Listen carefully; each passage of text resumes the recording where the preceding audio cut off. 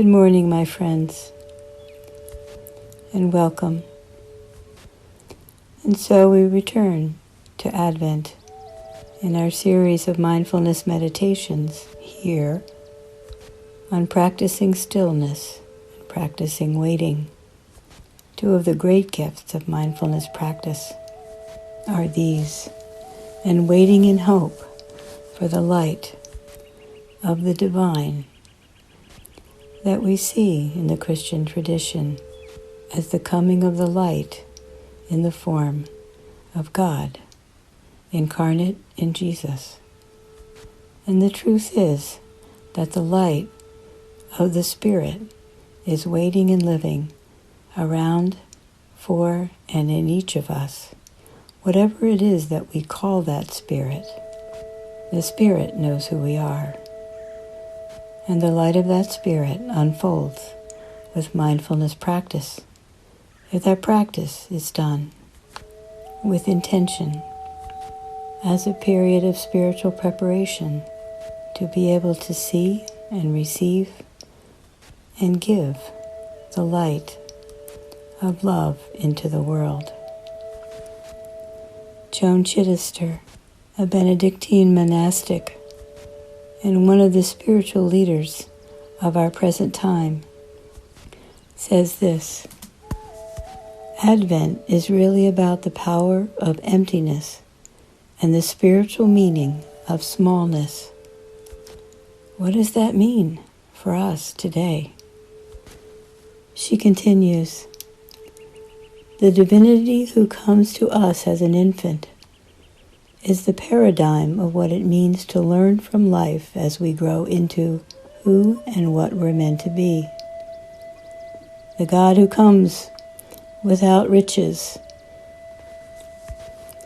is the metaphor of a humility that requires us to remember how really small we are in the universe, and to come to the point where that is enough for us.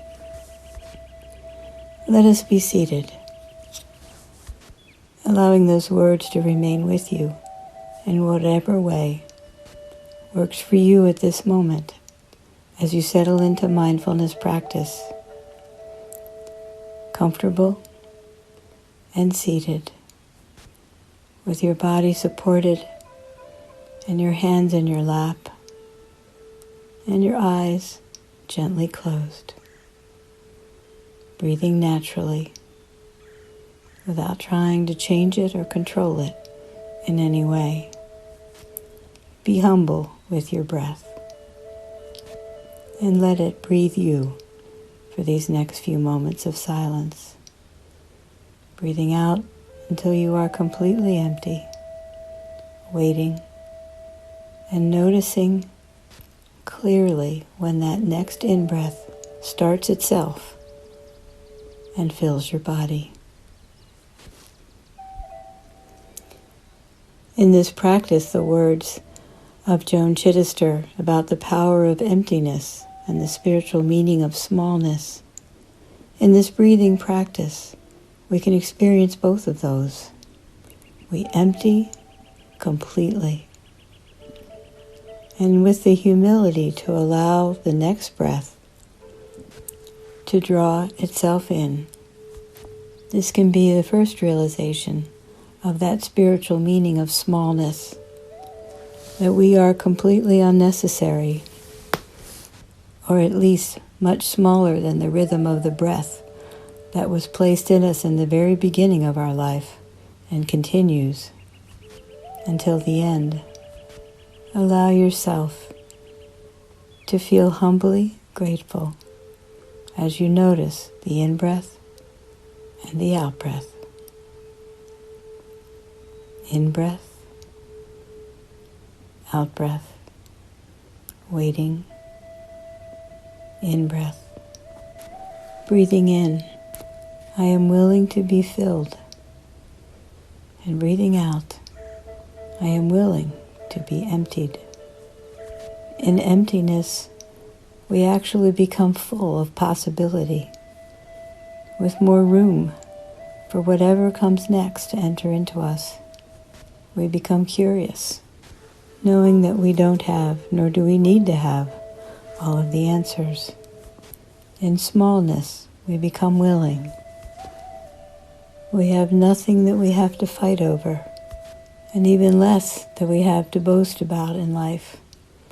And in this way, we become full of possibility, and in non-striving, full of contentment, and open to the joy of what is.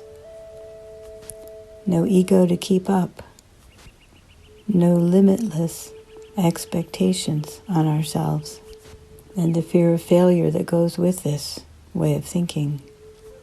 Allowing yourself to become empty so that fullness can come in by a power that is greater than ourselves, and the bottomless love of ourselves just as we are. What could it mean in your life to be mindful and clear enough to let go of striving, of defending ego, of getting it all done before anybody notices that something isn't done, and all of that kind of clutter that so gets in the way of the spirit? Perhaps valuable clutter, but certainly gets in the way of the emptiness that we need to become full with something else. Reflecting on your own life, where do you strive and become very full of yourself and your expectations?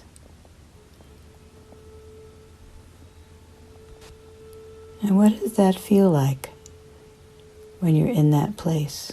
What does that feel like in your body? Is it leaning forward?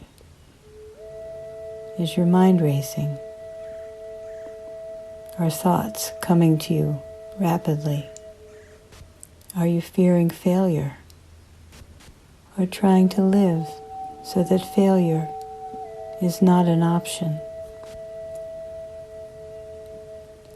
You see, in our smallness, we no longer fear failure. We can be ourselves, knowing our limitations, as part of being human. We can lose our need to defend whatever is not exactly right about us. Joan says it this way: finally, when Advent seeps into our souls, we come to understand that small is not nothing, and empty is not bereft. To be small is to need, to depend on the other. Smallness bonds us to the rest of the human race and frees us from any arrogant isolation that kills body, soul, and relationships. To be empty is to be available inside, to attend to something other than ourselves, and suddenly become full of the blessings of life. And so, going out today with this understanding of the waiting of Advent and the coming of what happens next, and the ways to practice mindfully patience, confidence, empty enough to be available to the next wonder that will arise in our lives, and mindful enough to not miss it.